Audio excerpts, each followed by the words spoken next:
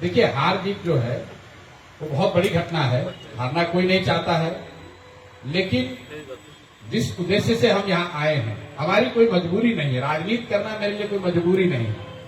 हमारी दुनिया चल रही है और अच्छी खासी दुनिया चल रही थी। हम यहाँ इसलिए आए हैं कि इसी जगह पे हमारा जन्म हुआ है और हम लोग चाहते हैं, तो बाहर हम जाते हैं, बाहर जब पढ़ने गए, बाहर काम किया और दूसरे राज्यों में भी जाते हैं। अमेरिका और यूरोप की बात तो छोड़ दीजिए, हैदराबाद के एयरपोर्ट पे उतरिए तो ऐसा लगता है कि ये कोई दूसरा दुनिया है। और पटना में उतरिए, अभी जो नया टर्मिनल बन गया उसके बावजूद वही हाल है। तो ऐसा लगता है कि यार, जिन राज्यों में आकर हम लोगों को सुझाव दे रहे हैं, इनको जीतने हारने की का मंत्र दे रहे हैं, इनको जिता रहे हैं, हरा रहे हैं, और अपने राज्य में के लिए कुछ नहीं कर रहे हैं। तो हर आदमी को जीवन में एक समय आता है जब आप सोचते हैं कि भाई हमारे लिए जो होना था हो गया, अब हम कुछ समाज के लिए करें। हम लोग जब शुरू किए थे तो इतना ही था कि भाई 20,000 रुपए की नौकरी मिल जाए, इससे ज्यादा आशा अपेक्षा नहीं थी।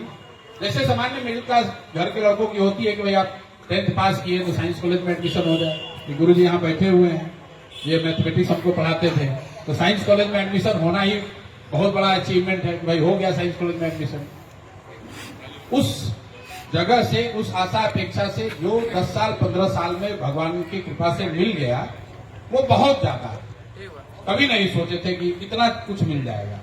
तो जब मिल गया है तो मैं ऐसा समझता हूं कि मेरी जवाबदेही है कि हम आए और बिहार में आकर कुछ प्रयास करें, सकारात्मक प्रयास करें। बाकी ड्राइंग रूम में बैठ के चर्चा तो सब लोग कर ही रहा है कि ऐसा होना चाहिए, वैसा होना चाहिए, लेकिन वो करने के लिए जो हिम्मत, जो संसाधन, जो चाहिए था, वो ये समझ के आए हैं कि भैया इसमें 10 साल लग सकता है, 20 साल लग सकता है, मेरी जीवन की सारी कमाई इसमें खप सकती है। और कमाई का मतलब सिर्फ पैसा नहीं है, जो प्रतिष्ठा और जो आपको लगता है भाई प्रशांत किशोर जाएंगे, जो एक छवि है कि भाई ये जाएंगे और बस चुनाव जिता देंगे, ऐसा नहीं है। कि हमको ये पता नहीं है कि हम बिहार आ रहे हैं तो ये सब धूल दूसरित हो सकता है, लेकिन हमारी हार में भी कोई हमको गाली नहीं देगा कि हम बिहार में कुछ गलत कर रहे हैं, ऐसा कुछ नहीं कहे। हमने कोई गुनाह नहीं किया है। वोट मिले न मिले, हम लोगों ने बिहार को जातियों में बांटा नहीं, हम हिंदू मुसलमान किए नहीं, हम पैसा वोट बांट के वोट खरीदे नहीं। आपको बताया कि भाई आपकी जो स्थिति है इससे निकलने का रास्ता क्या है। लोगों को बात अच्छी भी लगी। अगर लोगों को बात अच्छी नहीं लगती तो हम यहाँ जैसा लोग बताते हैं यहाँ पर सब जाति पर ही होता है, तो हमको सुनने के लिए कौन आता है? हजारों लाखों करोड़ों लोग सुनने आए, सबसे ज्यादा लोग हमको सुनने आए। लोगों ने सराहा कि नहीं बात तो ठीक कर रहे हैं, वोट नहीं दिया। तो एक और स्टेज है 30, 35, 40 साल से, एक आपकी मेंटल, इमोशनल, सोशल एक आपकी कंडीशनिंग है। उससे उभरने के लिए शायद एक बार और प्रयास करना पड़ेगा, 5 साल और लग सकता है।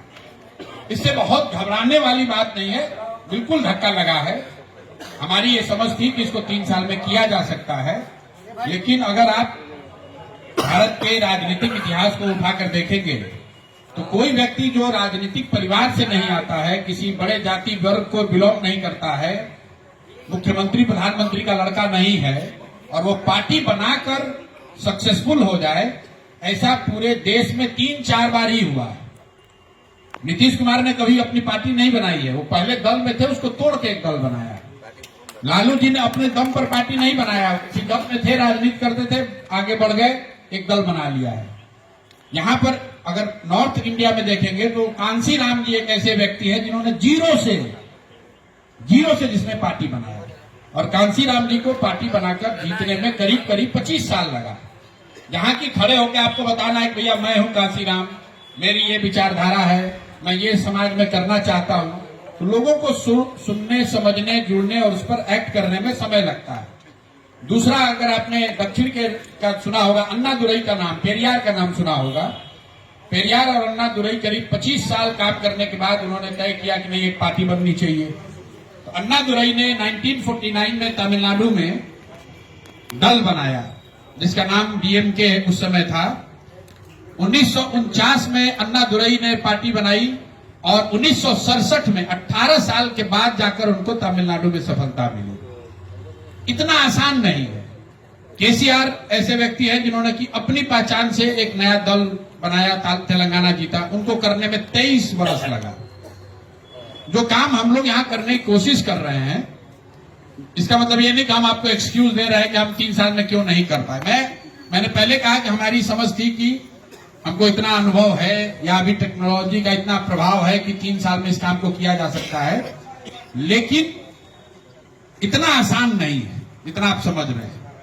बहुत कठिन है, वो भी पूरे देश में सबसे कठिन राज्य है बिहार।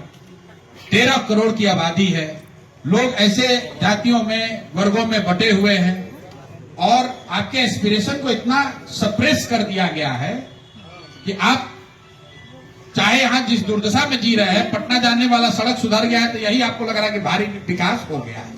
अरे भाई, पहले पटना जाने में 7 घंटा लगता था, अब 3 घंटा में चले जा रहे हैं।